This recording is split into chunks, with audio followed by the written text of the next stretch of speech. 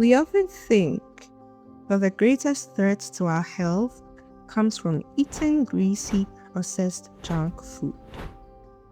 But what if the real danger is hiding in the very meals we trust the most? What if the everyday staples sustaining our family are actually poisoning us? The grim reality is this: your food could be killing you.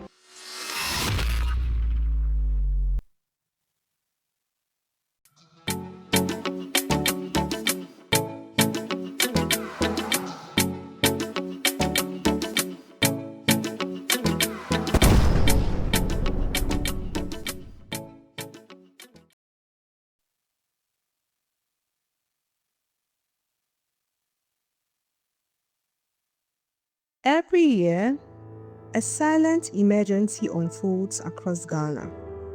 According to the national health data, Ghana experiences an estimated 626,000 food poisoning cases every single year, leading to over 298,000 hospitalizations and a total of 90,000 deaths annually.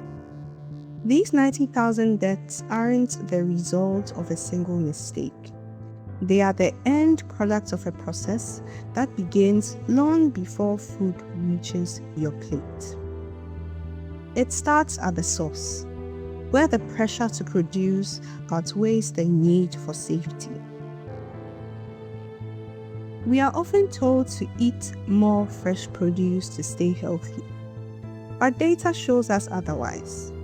It is not just junk food killing us anymore. Even the healthy options, like fruits and vegetables, have become vehicles for deadly chemicals. And this contamination starts right at the farm. According to a 2025 Health Science report, an analysis of over 2,700 food samples across Ghana revealed that 83% of them contained detectable pesticide residues. The data shows 50 unique chemical residues lurking in our food, including highly dangerous and banned substances like DDT. Driven by the desperate need to protect their yields, farmers are drenching their crops in a cocktail of chemicals just to survive the season, at the expense of the very lives they are meant to feed. But pesticides are just one part of the problem at the source. Sometimes, the environment itself is already poisoned before the farmer even plants a seed. The unchecked spread of illegal mining, galamsey, has turned our most fertile lands into toxic landscapes. Heavy metals like mercury, arsenic, and cadmium don't just stay in the mining pits. They are absorbed by the soil, where they are sucked up by the roots of crops like cucumbers and leafy greens. Our water bodies are no safer. According to a 2025 study, 75% of fish samples from the Keta Lagoon exceeded World Health Organization's safety limits for arsenic, while 100%, that is all fish tested, exceeded the limits for mercury. These chemicals pose extreme long-term cancer risk to consumers, especially children. Once these foods leave the toxic soils and waters, they move to the processing stage.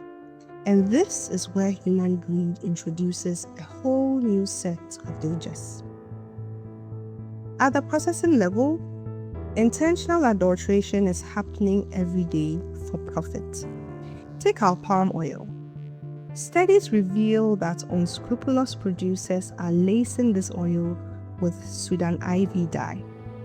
Sudan IV dye is an illegal, highly carcinogenic industrial chemical used to fake a rich red color in palm oil. Recent surveillance by the Food and Drugs Authority of Ghana shows a disturbing trend. In 2018, only 7.8% of sampled palm oil failed safety testing. By 2021, that number had surged to nearly 30%. Beyond lab results, viral reports of vendors adding plastic and polythene to frying oil to keep plantain chips crispy have also sparked nationwide alarm. So it's obvious that in many ways, the very meals we rely on are being sacrificed for a higher profit margin. After food is harvested and processed, it must be stored. But in the stillness of storage arises another threat: aflatoxins. According to a 2024 study in the Food Additives and Contaminants Journal, a survey of major markets in Accra found that 98% of maize samples and 70% of groundnut samples were contaminated with aflatoxins. Because of poor drying and humid storage conditions, these highly toxic molds are allowed to thrive. The World Health Organization classifies aflatoxins as a group 1 carcinogen, and chronic exposure to it is directly linked to liver cancer and severe growth stunting in children. Finally, after surviving toxic soil, chemical processing, and moldy storage, this food reaches the streets. Here, the vendor becomes the final point of contamination.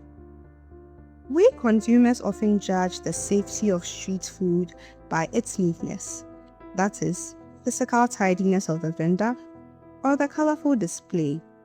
But this is just an illusion.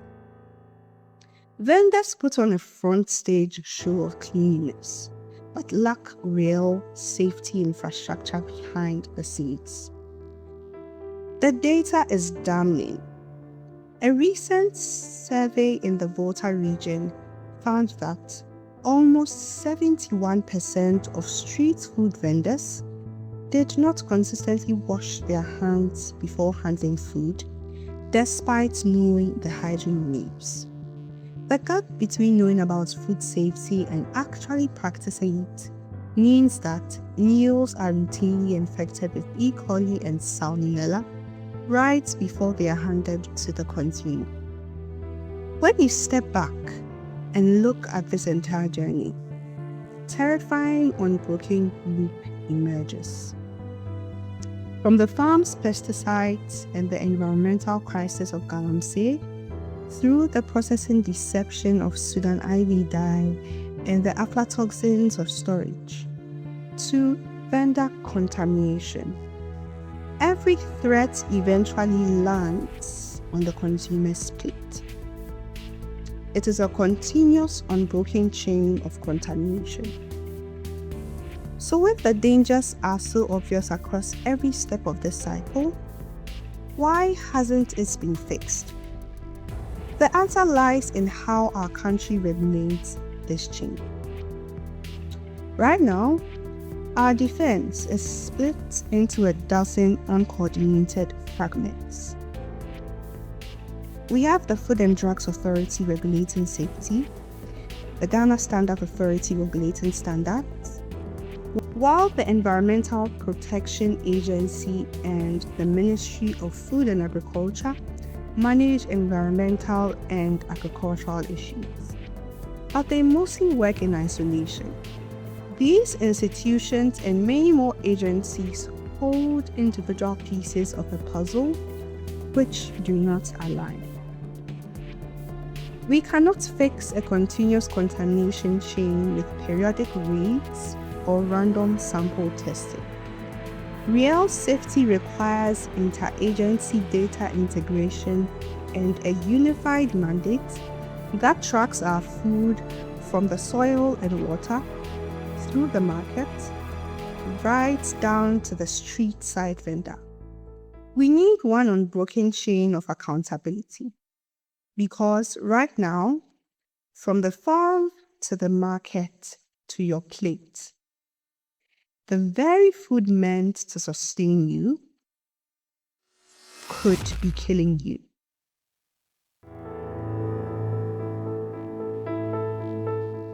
This has been a Finex Insights data story. Thank you for watching till the end. Don't forget to like this video, comment, and subscribe. See you in our next one.